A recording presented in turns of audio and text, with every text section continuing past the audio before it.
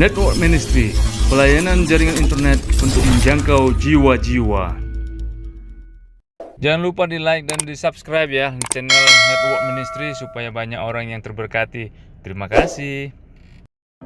Salam sahabat Network Ministry yang dikasihi Tuhan. Ada orang bertanya begini, adakah ayat firman Tuhan yang menjelaskan tentang larangan merokok bagi umat Tuhan? Pertanyaan ini bagi saya agak sulit untuk dijawab karena terkesan konyol.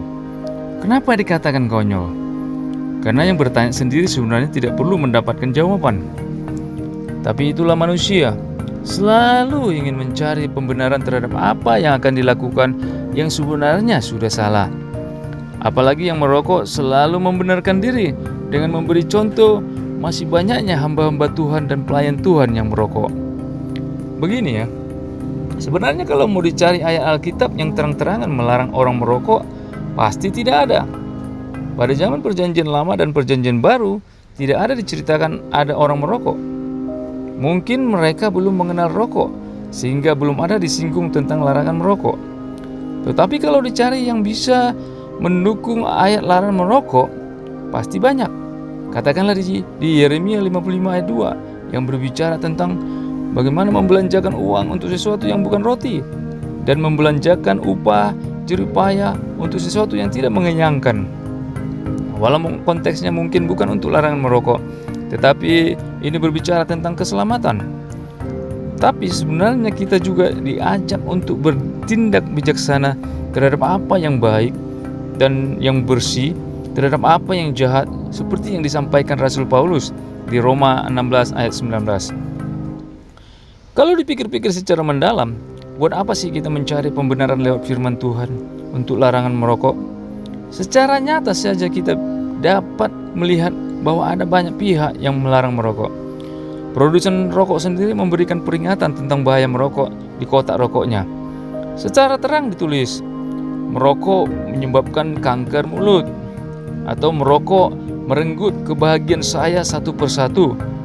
Ada lagi, karena merokok saya terkena kanker tenggorokan. Tahu nggak sih, pesan ini dibuat agar orang berhenti merokok. Nah, kita harus bertindak bijaksana dong, karena sudah diperingatkan dengan cara seperti ini. Tapi masih ngotot juga orang yang merokok untuk membenarkan diri. Dia mengatakan, kan keselamatan tidak hilang toh kalau tetap merokok, tetap masuk surga kan?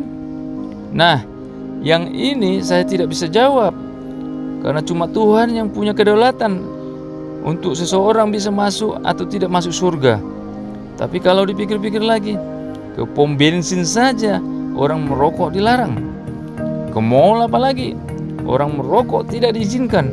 Dan ada banyak tempat yang tidak mengizinkan masuk para perokok yang notabene mereka masih ada di bumi. Bagaimana kalau mereka nantinya menghadap ke surga? Bisa dijawab sendirilah. Saya tidak berhak untuk menjawab itu. Karena itu, mari kita memiliki niat untuk berhenti merokok. Kalau ada niat, maka pasti ada jalan atau solusi untuk berhenti merokok. Karena merokok ternyata membahayakan kesehatan yang dapat merenggut nyawa sendiri dan nyawa orang lain sebelum waktunya Tuhan, seperti yang dilansir oleh para ahli kesehatan. Mereka mengatakan bahwa merokok dapat merusak saluran pernapasan, dapat menghambat aliran darah, dan lain sebagainya. Stop merokok dan berlakulah bijaksana seperti kata firman Tuhan.